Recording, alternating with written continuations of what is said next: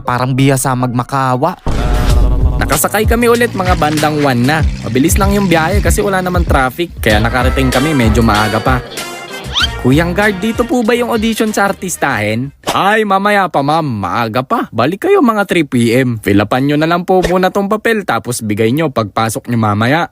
Kain muna tayo para di gutom mamaya. Bale, ilang minutong lakaran lang kasi may Jollibee doon. Baka naman, Jollibee, isang manok lang.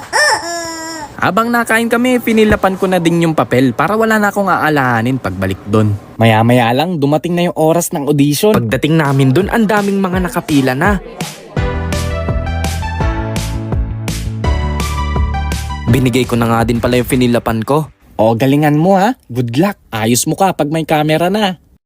Ganito. Pinapasok na nga kaming lahat doon. Yung nilalakaran namin, parang papasok sa sinehan pero mas mahaba. Basta, ang gagawin ko, magpapakilala, sasabihin ko anong talent ko, tapos magigitara ko, tapos makukuha na ako, tapos artista na. Okay, game. Okay, I'm fine. Kenchan. Pre, alam mo na ba yung chismis? Ano yun? Alam mo bang 90% ng nanonood ngayon sa'yo ay hindi nakasubscribe sa channel mo? Hala, kawawa naman ako. Kawawa naman siya oh. Subscribe na kayo para swertein kayo everyday. Turn on mo na din yung notification bell para pag-upload ko na, makikita mo agad.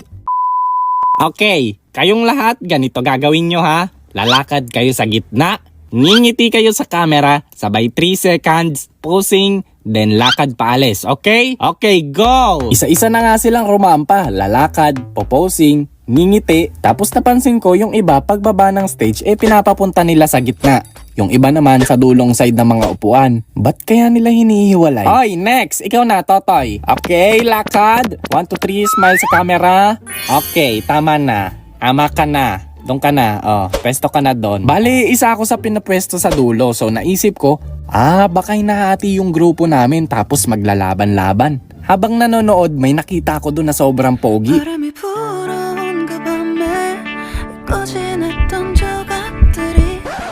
Sabi ko, ay sure na makukuha na to. Magkakaalaman na lang kami sa talent namin. Okay, so tapos na yung screening. As you can see, may mga tao sa side na to at dito. Itong mga nasa gitna ay yung mga pasok para sa next round. At ito naman, congrats kasi makakauwi na kayo.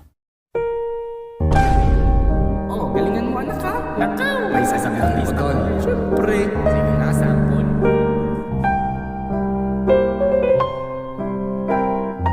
Kaming mga di nakuha, pinalabas din agad. Binalikan ko lang yung gitara at requirements sa upuan ko tapos umalis na din agad.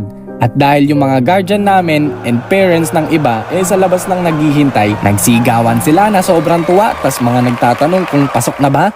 Artista ka na ba? Help me! Wow! Artista na kapatid ko!